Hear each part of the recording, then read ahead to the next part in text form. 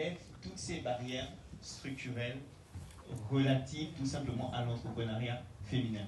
Ou comment est-ce qu'elle fait pour permettre cette transition-là entre l'informel pour le marché formel? Merci Yvon et merci Maguette.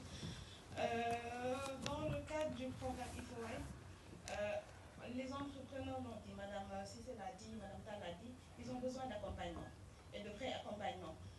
Le programme IFOI est là pour 5 ans.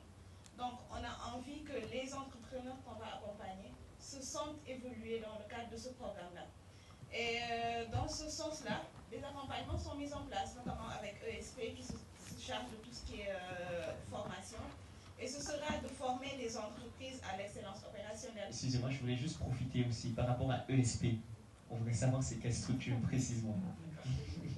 D'accord, ESP c'est une structure, pas ESP école. Voilà. C'est important. Donc c'est une structure basée en Côte d'Ivoire qui se charge de coacher et d'accompagner les entreprises qui veulent évoluer dans le milieu agroalimentaire ou dans le milieu agro-business. C'est ça. Donc ils ont des filiales un peu au Sénégal, en Guinée. Et dans le cadre de ce programme-là, c'est eux qui sont chargés de tout ce qui est accompagnement relatif aux PME. Et je disais tantôt que les PME ont besoin de se former dans différents besoins, notamment au financement.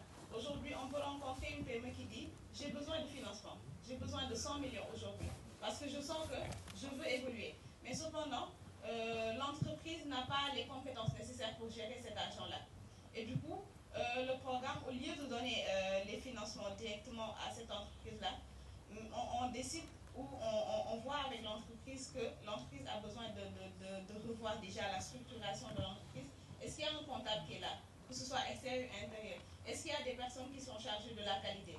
Est-ce qu'il y a des personnes qui sont chargées des relations extérieures ou du RH en général? Et aussi de voir aujourd'hui qu'est-ce que l'entreprise a besoin. Et on a toute une équipe qui accompagne l'entreprise aujourd'hui à chaque étape de son évolution. Aujourd'hui, j'ai besoin d'accompagnement en excellence opérationnelle.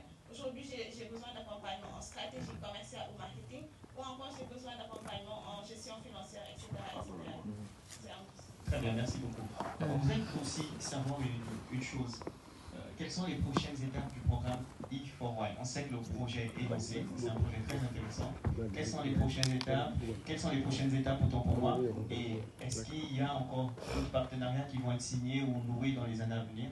On voudrait en savoir un peu plus. Du coup, le programme tel que je l'ai dit tout à l'heure, c'est un programme qui est là pour 5 ans, on est là jusqu'à 2030. Et on dit tout souvent aux entrepreneurs, on est là encore pour un bon moment avec vous. On va vous fatiguer, on va vous pousser à aller au bout de l'excellence même des produits que vous formez, que vous produisez. On est là encore pour 5 ans. Et les prochaines étapes, c'est comme avec Auchan, ça a pris du temps de nouer des partenariats, ça a pris du temps de trouver des accords qui étaient au profit des entreprises. Et ce sera de voir, en fonction des besoins des entreprises, qu'est-ce qu'il y a à nouer. Est-ce qu'il faut d'autres partenariats?